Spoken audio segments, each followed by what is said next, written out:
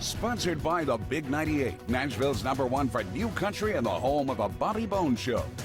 The Rock Review is honored to have on one of the 50 greatest bass players of all times by Rolling Stone. Also, Grammy Award-winning Lifetime Award, George Porter Jr. George, thanks for coming on the show. Thanks for having me. Yeah, you're right. You're right. You know what? I've been a fan of your music for so many years, you know, especially with all the great things that you did, you know, with the meters and with the funky meters and all. But you got a brand new album out now, George, Crying for Hope. Tell me about this. Well, you know, it's Crying for Hope was wasn't initially the title for the record. The album was actually going to be called Woo Woo. This record was started in 2017 with in fact like I think it's like 17 of the track 17 tracks were recorded with my original guitar player Brent Anderson, right? Who decided to leave the band later that same year. And at that point, you know, I had kind of shelved the project. I just, you know, put all the songs up on the shelf and just left them in the computer and walked away and started playing with the remaining two players, you know, as a trio. And and actually started recording that band, the Porter Trio. Yeah. Every night at the Maple Leaf, we multi-tracked those gigs. So there's probably a couple of, I would say pretty close to 100 or so live recordings from the Porter Trio live at the Maple Leaf.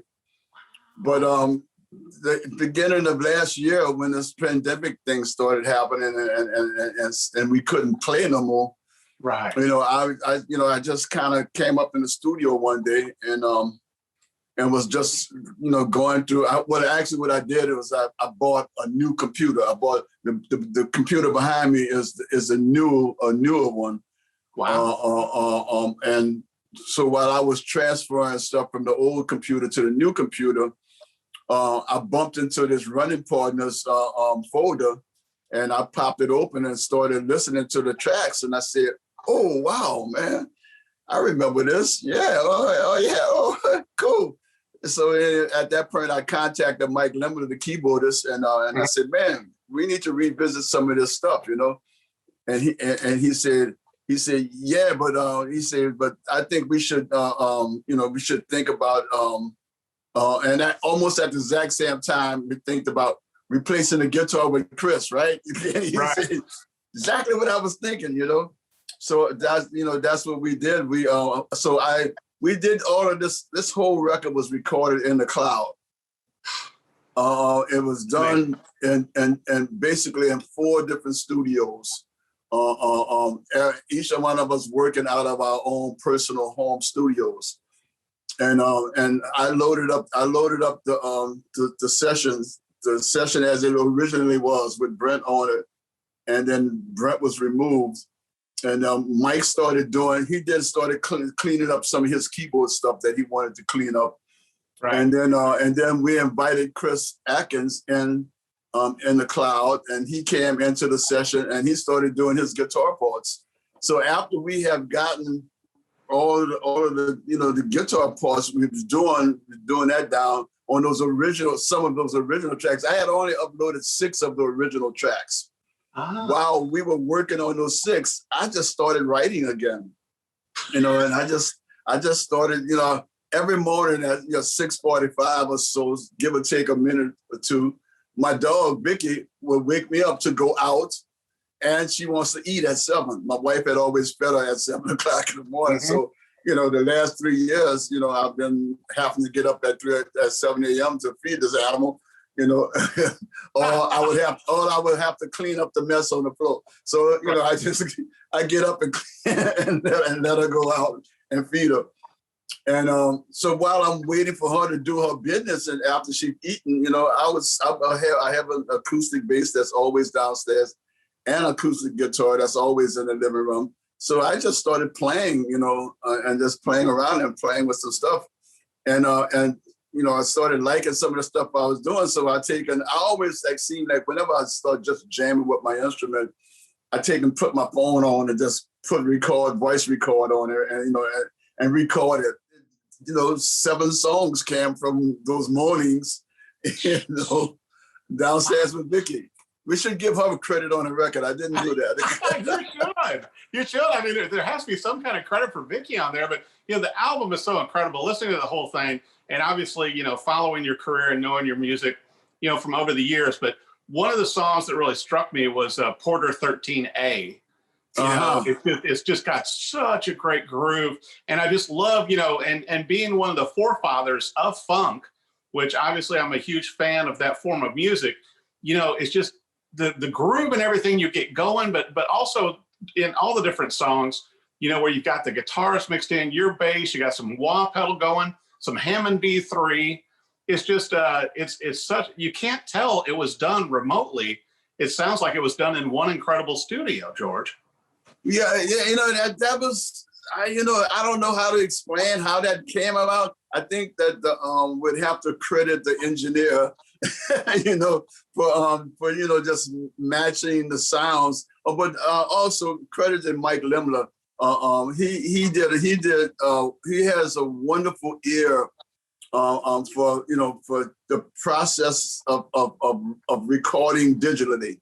Mm-hmm. And he has, he did a great job of making sounds compatible, with each other, where, it all sounded like it's, we all did it together. It's all had that same aura about it, Yeah, it doesn't have the latency or anything. And obviously, having seen you live and everything, you're always so there to spot on with the bass line. You are, essentially New Orleans royalty with everybody you've played with, from Dr. John and obviously Art and so many other great musicians in and around New Orleans. But I got to bring this up too, to where it's like all of your songs that have been sampled over the years, and used in new songs by like Queen Latifah and all these other artists. And then, I mean, how many different tours have you gone on in the past few years, George, with like David Byrne and all these other artists, John Scofield? It's like,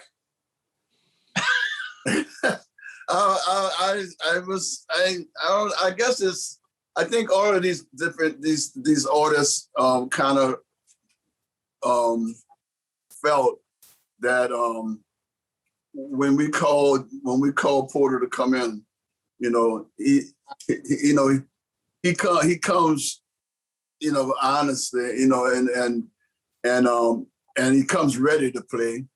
And he checks ego at the door, So when I go to play with these guys, Government Mule and Scofield, and all these players, it's like, I'm coming to play your music, David Byrne, I was when that session, even when that recording session happened, I like when I listened to the music that he wanted me when they sent me the demos. Mm-hmm. I said to myself, gee, man, they got probably 100 bass players in New York City that play this kind of stuff every day, why is he calling me, But I mean, I went, I didn't turn it down. I went. And when I got there and probably a couple of days into the session, me and the producer guy was talking, and I said, man, why did David call for me when he had so many great bass players up here that play this kind of music? And the producer guy said, man, it's because you come from New Orleans and y'all, you may not play it every day, but it's embedded in you all. This Caribbean merengue feel is in the music. It's in the air. Y'all breathe it every day. I say, well, okay. I just went back to work. Well, and I also wanted to bring this up to where, your father was a huge Duke Ellington fan, so that was always around your house, but also your mom sang in church. And it seems like with your music, from what you did in the early years with the Meters, but also with this brand new album, so many amazing tracks on here, George, to where it seems like you're still kind of embracing some of those influences from your childhood. I think so. I think so. You know, I was in the interview I did yesterday for the Advocate, the newspaper, the local paper. The guy asked me. He asked me that. How did I select to incorporate the meters into the music, but it's still making it fresh and not be the meters, And I say, well, I think the main part of the idea was that the keyboardist, Michael, his solos, I would never tell him to play a funk solo. I would always tell him to play a bebop solo. I say, man, give me some play some of that kind of stuff, because he has those kind of chops, Right. and he plays that kind of stuff. So I say, man, play some of that, be you, go outside, Right. and that was, and I encourage him and Chris both, that man, it's not all about the wah-wah pedal, No. It's not all about the wah-wah pedal, and be nice. I think that the work that Chris did on a ladder, The ladder. that was some beautiful work, And then there's a track on there. The song was wrote downstairs while Vicky was out, and it was just basically a bass solo. I just took a bass solo. And I played bass solo, and then after I uploaded it, I contacted Chris before Michael, and I said, man, you think that you can play this? I think it's like 24 balls. Think you can play this 24 balls in double stops? And he said, oh, give me an hour or so. I said, okay.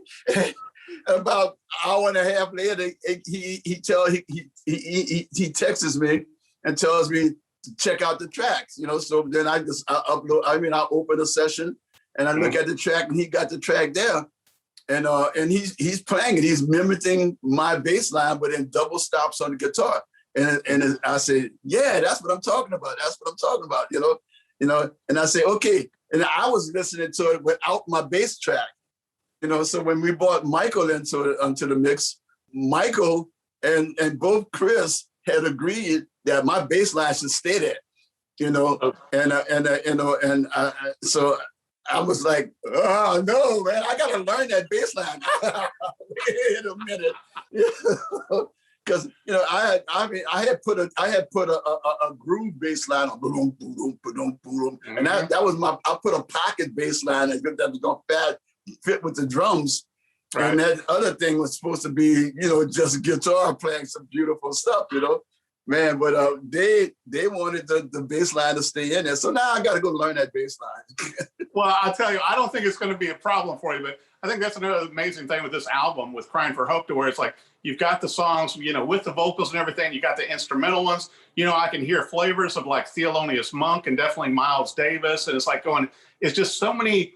It's like so much of the great New Orleans music to me, to where it's a gumbo of all the best. I thank you. We were trying to. It's amazing how prolific you continue to be, George, and this new album, and with your Runnin Partners band, it's just a great testament to your evolution in music. Crying for Love, what a great album. George Porter Jr., thank you so much for coming on the Rockin' Review, and we can't wait to see you live, and people definitely need to find this album and buy it. Thank you, sir. You have a wonderful day. Bye-bye, y'all. Sponsored by the Big 98, Nashville's #1 for new country and the home of the Bobby Bones Show.